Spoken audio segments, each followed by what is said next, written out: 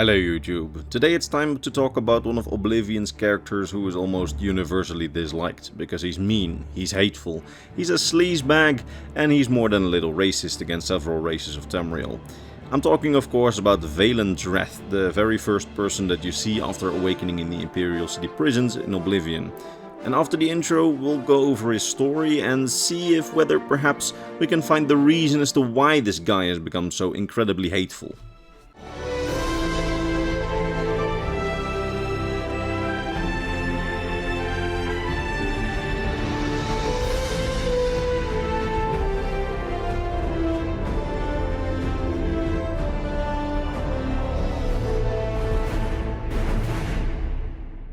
So, Valen Dreth. Like I said in the intro, he is the very first person that you'll ever see in your Oblivion playthrough.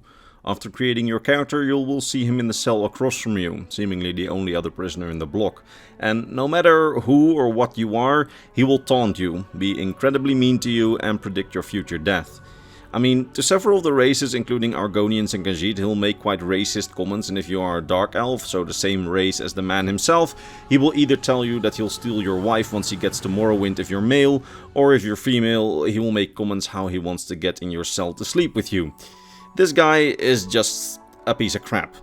But as such, he has also become one of Oblivion's most recognizable and most iconic characters. And when I was preparing for the launch of Oblivion Remastered, I was wondering whether there was more to this guy than meets the eye, and whether or not there is a reason why he became such an incredibly hateful person. And, well, if we delve into the little bit of backstory that we have on him, we actually get quite a tragic picture. By piecing together several of his and other NPCs' dialogues, we find out that as a prisoner he got shipped all the way from Morrowind to serve his sentence in the Imperial City's prisons, likely having committed a severe crime against the Imperial government in Morrowind, otherwise he'd likely have been imprisoned there. As a fun side note, by the way, as such, he's actually the polar opposite of the Nerevarine, the player character from the Elder Scrolls 3 Morrowind, who actually came from the Imperial City prisons and was shipped out to Morrowind to fulfill their destiny of stopping Dago'Dur.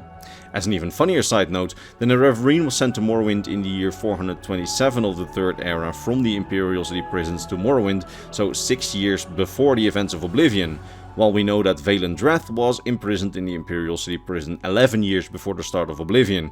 So he may actually have known the Nerevarine and Saint Jib, who were in the Imperial City prison during his time, which is actually quite a funny coincidence, but I digress. We know actually very little about Valen Dreth's life before being sent to Cyrodiil. In fact, all that we know is that he came from Morrowind, very likely from Vvardenfell, and that there he was married before being shipped off, as we know that he had children who carried his last name. In fact, we can meet one of his descendants in Skyrim, Romlin Dreth, who works at the Blackbriar Meadery. Romlin actually gives us one of the very few leads as to why Valen was imprisoned, as he claims that Valen Dreth was imprisoned after killing some Imperial guards before being shipped off to Cyrodiil and thrown into the Imperial City dungeons. Although, Romlin Dreth is not the most reliable narrator, as according to other characters, Romlin actually makes up stories about his ancestor, also apparently saying that Valen Dreth tried defending the Emperor against the Mythic Dawn, which is just factually wrong if you've ever played Oblivion's tutorial. But having murdered Imperial guards in Morrowind is very much the kind of crime that could see you being shipped from Morrowind all the way to Cyrodiil to serve your sentence, so it might be true. Now, that being said, his life in prison was quite literally miserable.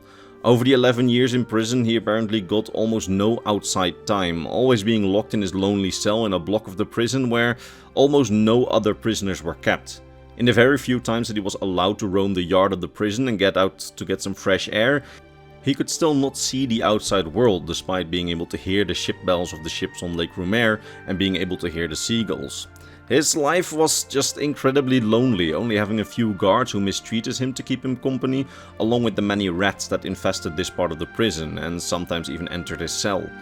We know that over the course of his 11-year imprisonment, he was purposely kept underfed, with starvation being used as a torture method, alongside actual torture, because we know that over his time in the prison, the guards who were bored of guarding such an empty part of the prison actually used him for entertainment, verbally abusing and physically beating him for fun while he cried and screamed for help until deep into the night. And this seems to have been the case for his full 11 years of imprisonment, as a guard can literally be heard saying that he will really miss their sessions as the end of Valen's sentence quickly approaches at the beginning of Oblivion. He really hates the prison. He's always hungry and gets severely mistreated. And while this mistreatment is seemingly a thing for all the prisoners in the Imperial City prisons, to some extent at least, he really seems to have gotten the worst of it in combination with a very long prison sentence.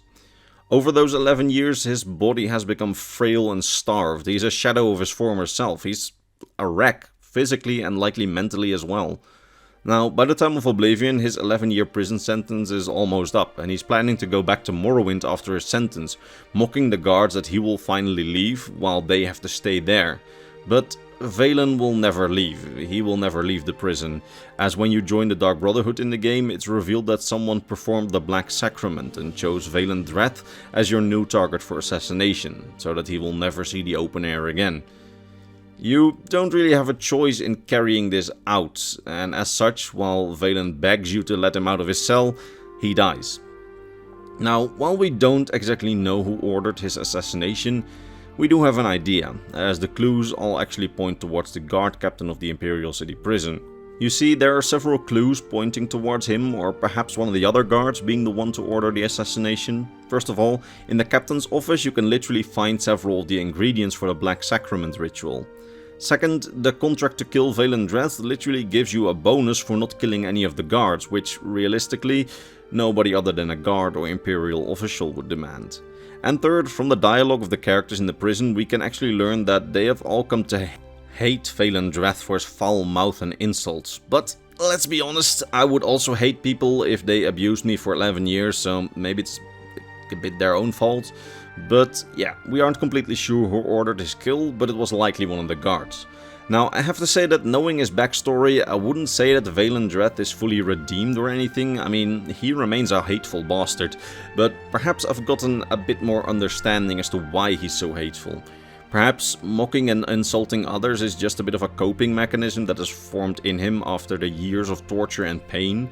And while being hateful is not right, I think the guards have done far worse things to him. So, redeemed? No, because we also don't really know what he did to get in there. But do I understand him better and feel slightly bad for him? Yes. Again, only slightly, because we don't really know what he did, or whether he was already such a bastard when being imprisoned there. In fact, other than the things that I've told you, we don't really know anything about him at all. But I do hope that I've given you a bit more of an insight into an iconic character of Oblivion. And if I did, and if in the process I maybe gave you a bit more of an insight into his character, why not give the video a like, as that's how the mighty YouTube algorithm decides what content is worthy and what content is not. Anyway, all that's left for me to be done is to thank my top Patreon supporters, Mr. Bernardo Binda, Gabriel Binda, Doji, Hunter Joe, KLegendM, King Chris 20, RB Dash, Volkier of Argonia, Devin Mattingly, Rakai and Sword of Bushido. These people, along with all the others on screen, keep my channel afloat, and for that I am very grateful. That said, I will see you all in the next Elder Scrolls lore video, probably next week,